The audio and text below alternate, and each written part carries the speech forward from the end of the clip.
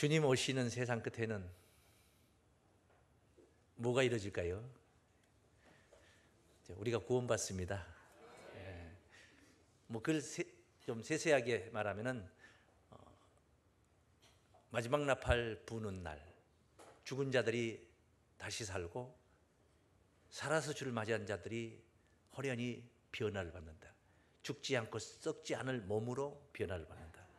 이런 성경적 약속들이 있는데 여러 설명과 광범위한 그런 내용들 다 표현할 수가 없습니다. 오늘 본문이라는 테두리 안에서 주님 오시는 세상 끝에 우리가 구원을 받기 위해서 어찌해야 될 것인가, 이 문제에 관해서 간단하게 요약해서 이런과 같이 은혜를 나누고자 합니다.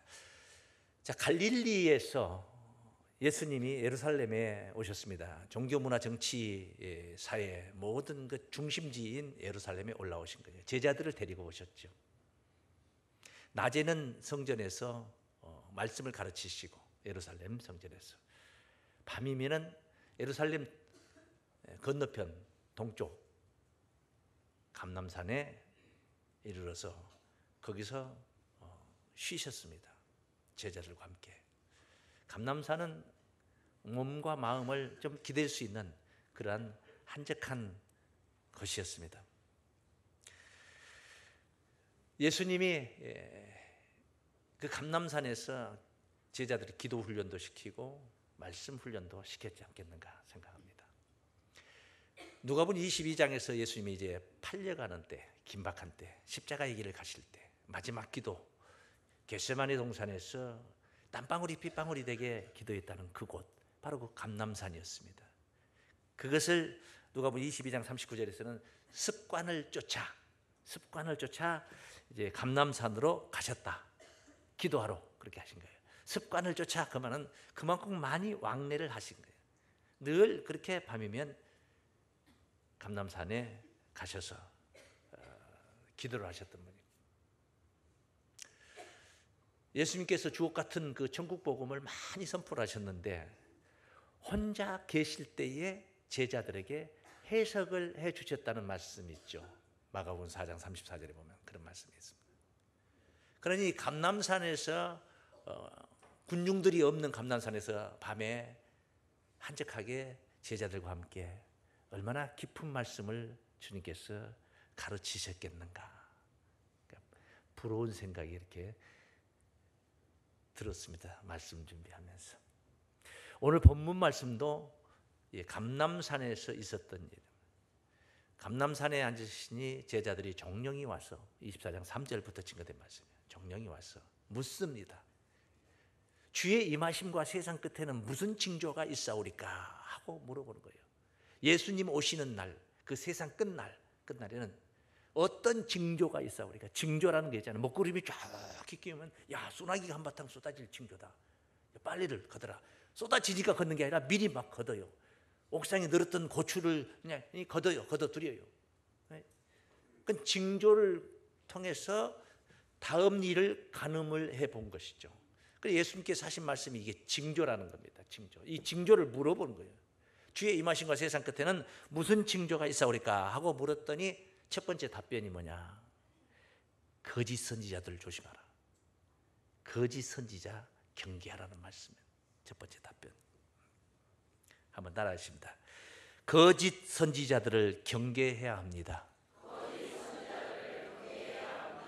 주의 임하심과 세상 끝에는, 주님 오시는 세상 끝날 그때는 거짓 선지자들을 경계해라.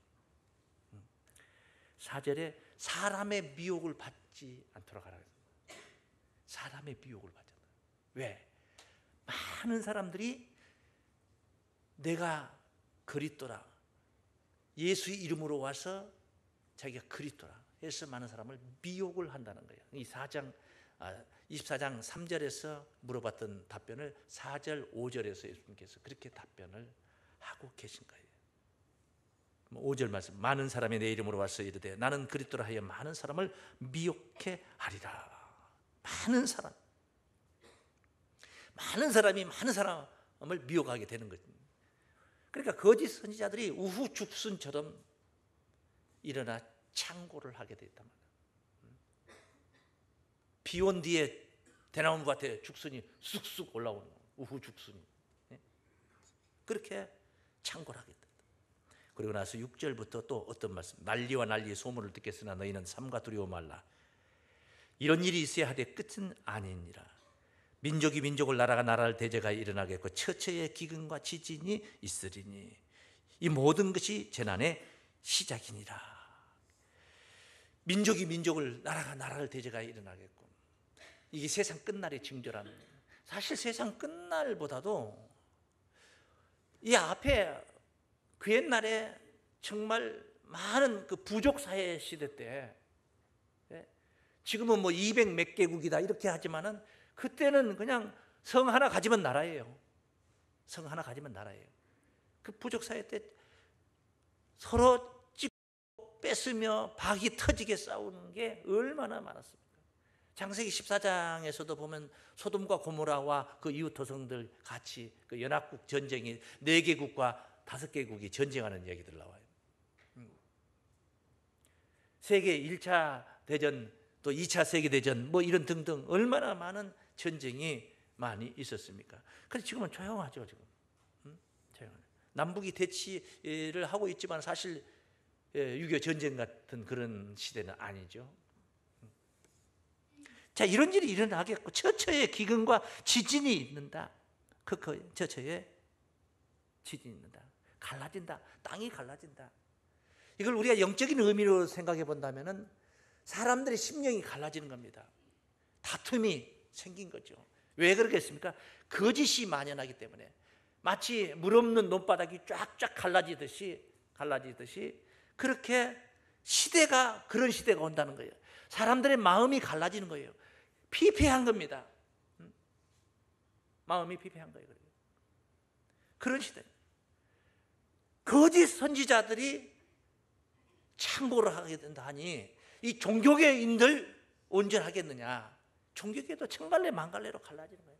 그러지 않아도 지금도 너무나도 많이 갈라져 있어요.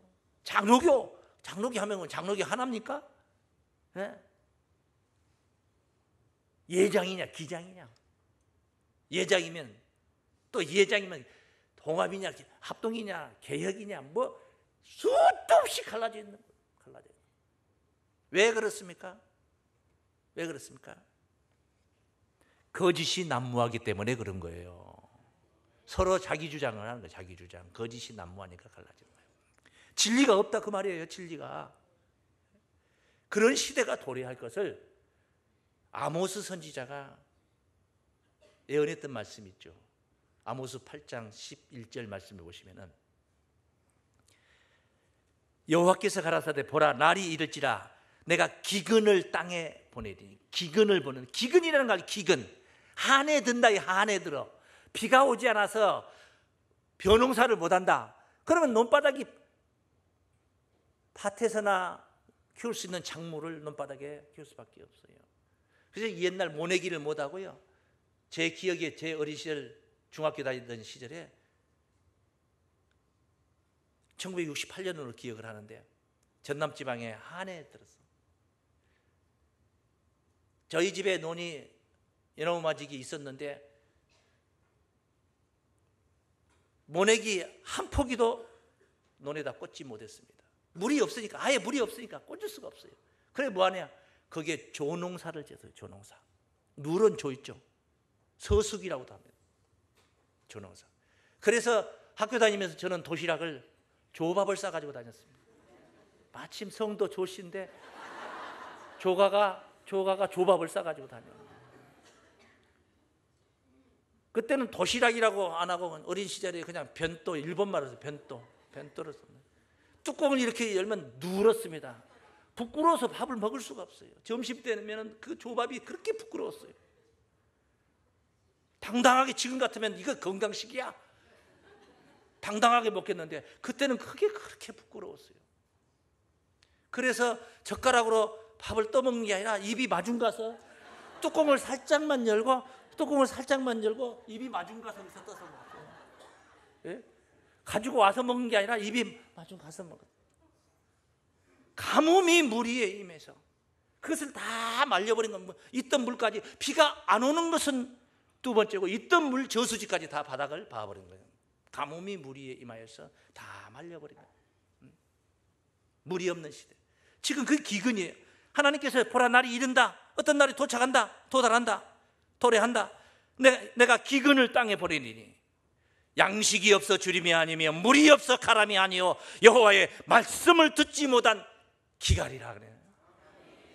그 육신적인 물이 없어서 기갈을 당하는 게 아니야. 기근이 아니야. 하나님의 말씀을 듣지 못하는 기갈이라는 것은 사람들의 마음이 피폐한다 이 말이에요. 사람들의 마음이 갈증을 느끼고, 그래서 갈라지고 찢겨지고, 말씀을 만나지 못한 그런 시대를 지금 이렇게 얘기하고 있는 거예요. 우리가 예수님을 쫓아가면은, 예수님을 믿고 따라간다면 당연히 그분께서 뭐라 말씀하십니까? 사마리아 여인에게 야곱의 우물가에서 했던 말씀, 요한복음 4장 14절에 보면은 내가 주는 물은 영원히 목마르지 않고 그 속에서 영생하도록 솟아나는 샘물이 되리라 그래요. 영원히 목마르지도 않고 솟아나는 샘물이 되는 그런 물을 우리가 누려야 되지 않겠습니까? 그런데 물이 없어 가람이 아니라 양식이 없어 주림이 아니라 하나님의 말씀을 듣지 못하는 기갈을, 무엇입니까? 거짓 선지자들의 세상이 된다는 말이에요. 전도도 거짓 선지자들은 전도가 잘 돼. 진리를 쫓는 자들은 잘 안 돼. 저 예수교단 같은 데는 그냥 활기차 큰 체육관을 빌려가지고 행사를 하고 난리 구슬 쳐요. 거기에 꼭 신이 살아있는 것 같은 그런 느낌을 받아 사람들이. 그래서 혹하고 흔들려. 진짜 우리가 예수를 따라가면은 요한복음 7장 38절에서도 증거했듯이 나를 믿는 자는 그 배에서 생수의 강이 흐르리라 그러네. 예수를 진정으로 우리가 믿으면 생수의 강이 흘러야 되는데 갈증을 느끼고 메말라 버렸다. 왜 그렇습니까? 거짓 선지자들이 판치는 세상이 된다 이 말이에요. 그런 세상이 온다는 거예요. 에레미야 50장 38절 말씀에 가뭄이 무리에 임하여 그것을 말리오리니 이는 그 땅이 조각한 신상의 땅이, 거짓 선지자의 땅이 우상의 땅이 됐다. 그들은 우상에 미쳤습니다. 우상에 미쳤습니다. 그런 세상이 되어버렸다는 거예요. 그런 세상이 올 것을 이미 앞서 이렇게 경계를 하고 있는 말씀. 오늘 본문 말씀 보면은 24장 9절 말씀을 한번 보십시오. 24장 9절 말씀, 9절 10절을 보면은 그때에 사람들이 너희를 환난에 넘겨주겠으며 너희를 죽이리니 너희가 내 이름을 위하여 내 모든 민족에게 미움을 받으리라. 그때 많은 사람이 시험에 빠져 서로 잡아주고 서로 미워하겠으며 거짓 선지자가 많이 일어나 많은 사람을 미혹하게 하겠으며, 미혹을 당하게 되어 있어. 그래서 이 거짓이 만연하기 때문에 불법이 성함으로, 따라하시면 많은 사람의 사랑이 식어지리라. 불법이 성하여서 많은 사람의 사랑이 식어진다는 거예요. 예수 오시는 그 긴박한 때에, 주님 오시는 그 세상 끝날에는 불법이 성하여 이 땅에 사랑이 식어져 버린다. 두 번째, 불법이 성하여 사랑이 식어집니다. 다 함께 시작. 불법이 성하여 사랑이 식어집니다. 사랑이 식어진다는 거예요. 예수님께서 우리에게 주신 지상 명령이 있습니다. 뭡니까? 가장 큰 계명, 하나님을 사랑하고 네 이웃을 내 몸같이 사랑하라. 어떻게 사랑하면? 내가 너희를 사랑한 것 같이 너희도 서로 사랑하라. 그 사랑이거든요. 사랑의 계명이란 말이에요. 그래서 사랑이 식어진다는 겁니다. 네? 사랑이 뭡니까? 뭐의 사랑입니까? 연인들 간에 사랑이 식어집니까? 부모와 자식 간의 사랑이 식어집니까? 물론 그것도 가능한 일이고 실제가 되고, 실제고. 진짜 사랑이 뭡니까? 참 사랑이 뭡니까? 여러분이 사랑의 진수를 알아야 됩니다. 네? 요한일서 4장 7절에 보시면은 사랑하는 자들아 우리가 서로 사랑하자. 사랑은 하나님께 있습니다. 사랑하는 자마다 하나님께로서 나와서 하나님을 알고, 사랑하지 아니하는 자는 하나님을 알지 못하나니 이는 하나님은 사랑이십니다. 하나님이 사랑의 근본이셔요. 사랑의 근본. 그러니까 사랑하는 자는 하나님을 알고 사랑하지 않는 자는 하나님을 알지 못하나니 하나님을 모르는 자는 사랑할 수 있는 자격 요건이 조건이 갖춰져 있질 않아요. 애정적인 사랑 가지고 우리가 구원받는 거 아니에요. 주의 임하시는 그 세상 끝날의 구원이라는 것은 연애 잘하는 사람이 구원받는 거 아니에요. 하나님을 아는 자들이 구원을 받는 거예요. 하나님을 알아야 돼요. 하나님을 가르쳐라 이 말이에요. 하나님을 가르쳐라. 사랑하라 이 말은 하나님을 가르치라 그 말이에요. 하나님을 가르치라. 호세아서 6장에 보시면은 3절에 하나님을 알자, 힘써 알자, 힘써 알자. 6절 말씀해 보시면 호세아 6장 6절 말씀, 제사보다도 번제보다도 하나님은 인애를 원하고 하나님 아는 것을 원하노라. 하나님 아는 것을 원한다. 하나님을 알아야 돼요.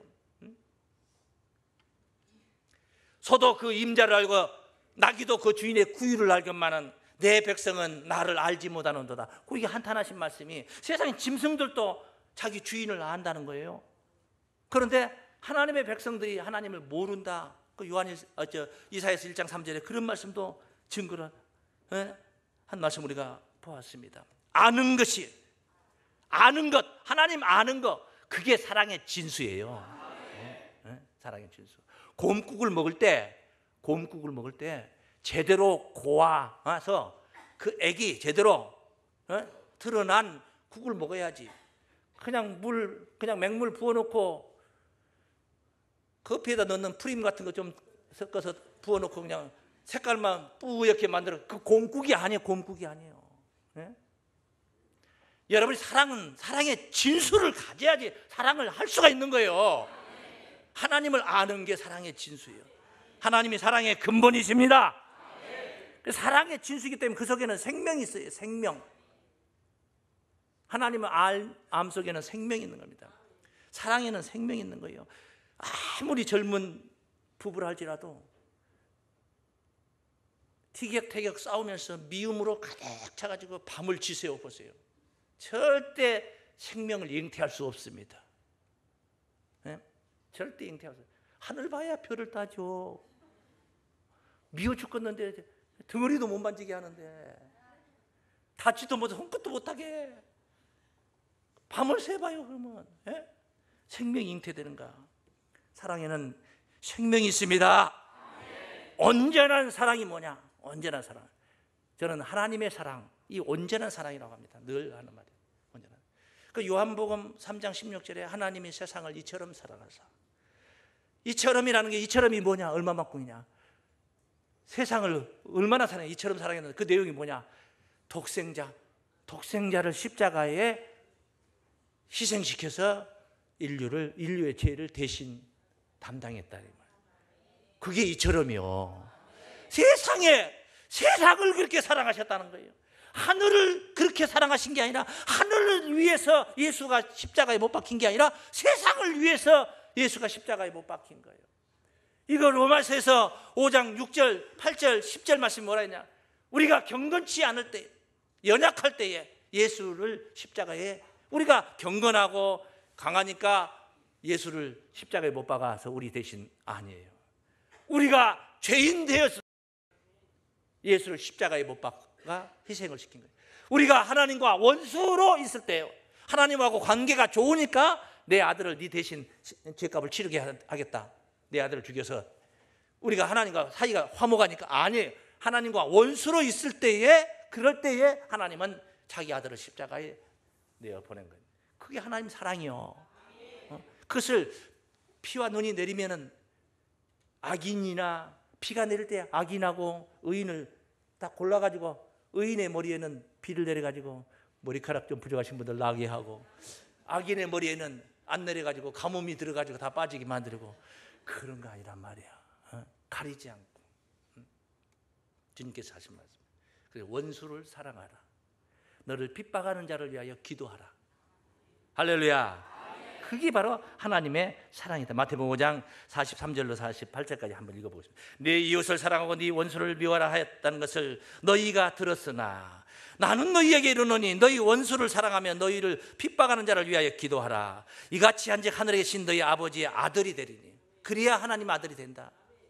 이는 하나님이 그 해를 악인과 선인에게 비치게 하시며 비를 의로운 자와 불의한 자에게 내리우심이니라. 너희가 너희를 사랑하는 자를 사랑하면 무슨 상이 있으리요?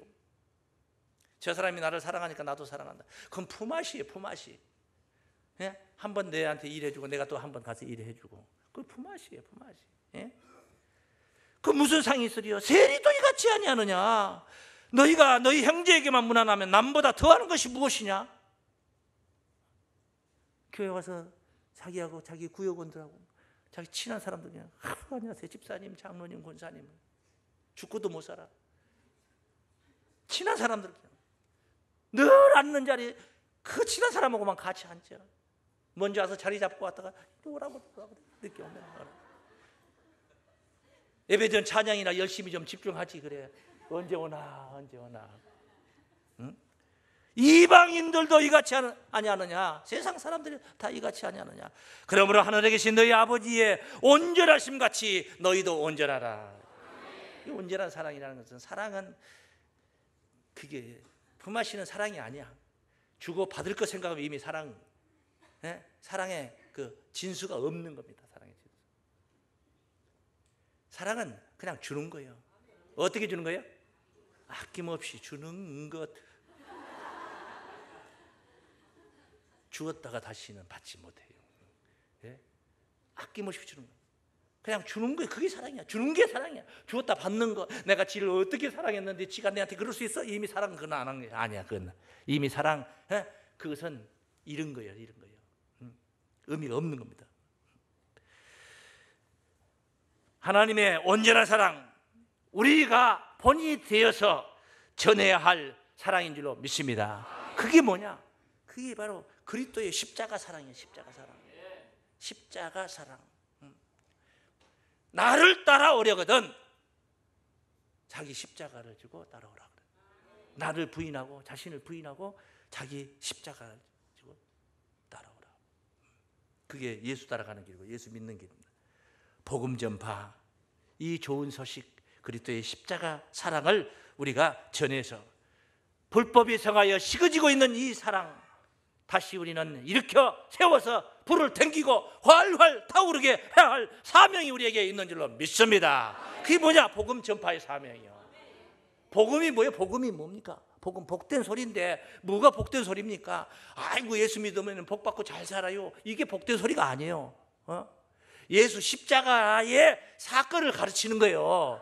십자가의 이야기를 가르쳐야 돼요. 십자가의 섭리를, 그 구속사를 이해를 시켜서 믿도록 해서, 그래서 그가 그것을 믿게 되면 그가 자신을 죽게 되고 자신은 죽었다는 것을 알게 되고, 아 나는 죽었다, 나라는 자아가 그때 이제 그 아집이 꺾이는 것이고 죽어지는 거예요. 그래서 내 안에서 내가 살아있는 게 아니라 내 안에서 예수 그리스도의 영이 충만해지는 겁니다.